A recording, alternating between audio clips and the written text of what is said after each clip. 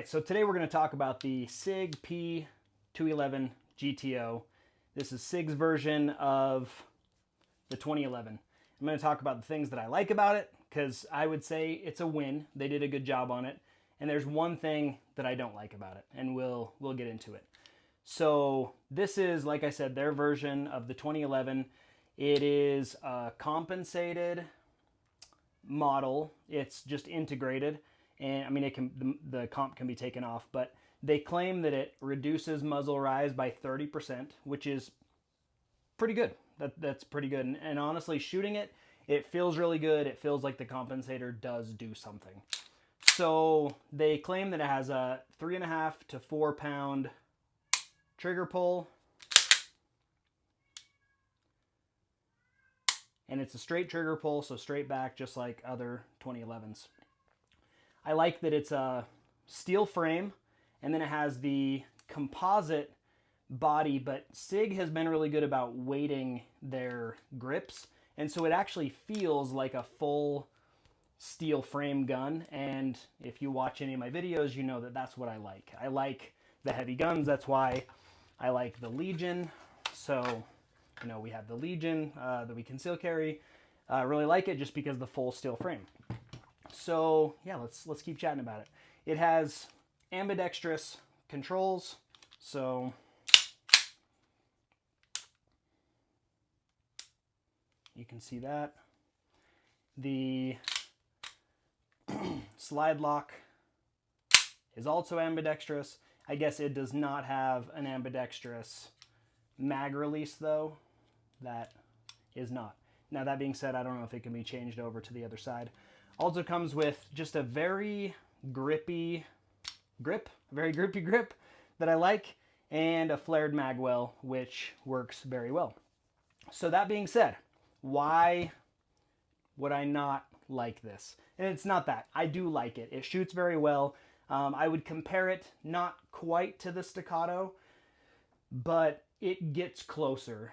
This is the closest 2011 that I have to the staccato, and the staccato with the Atlas grip that I put on is really the nicest 2011 that I've ever had a lot of opportunity to shoot, so that's what I'm going to compare it to. Here's why I don't like it all the way. It utilizes P320 magazines. So if I were to get a 2011 mag, does not work. Doesn't fit 2011 mags. Now, for some people, maybe you've been shooting a P320 or a Legion or whatever, and you have several P320 magazines, then that's great. It works really good for you, and I'm proud of you. That being said, I have a lot of 2011s. I really enjoy shooting the 2011s, so I like to be able to use magazines on different platforms, and on this particular gun, you just can't do it. But that being said, and I've said this about a few guns that I've done reviews on, they did kind of knock it out of the park on this one. They were able to, using that composite grip, but still get it heavy, come stock with the magwell, the ambidextrous control, controls, a pretty smooth trigger, compensated, ready for Delta Pro platform. So I just have a Vortex on here. I actually really like this Vortex. It's kind of big and kind of bulky, but I always rack my slides from the optic, so your finger comes back right there, and it's got like these little serrations on it. So anyways, it's kind of nice. But they did a great job. They really did. The only thing is they should have made it to where 2011 magazines could be utilized, but I understand why they didn't. But let's go out and let's shoot it a little bit and see what happens.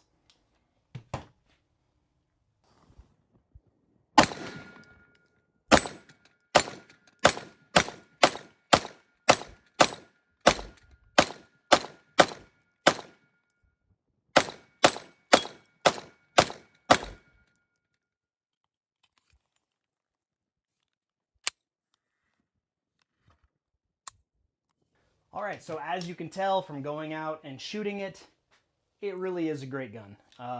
Their claim of 30% reduction in muzzle rise, they're probably accurate there. It shoots very well. It's smooth, it feels balanced, it has a great trigger pull and reset. It is not to the level of an Atlas, but that's okay. This costs a lot less than an Atlas. So if you're looking to get into a 2011, I think this is a good way to go. If I were to have to choose, and I couldn't get a Staccato or an Atlas, and I've never shot the Nighthawk, the Nighthawk. I've never shot one, never shot a Platypus. I would, out of all the 2011s that I have, minus the Staccatos, I'd probably choose this. So take that for what it's worth, and have a good day.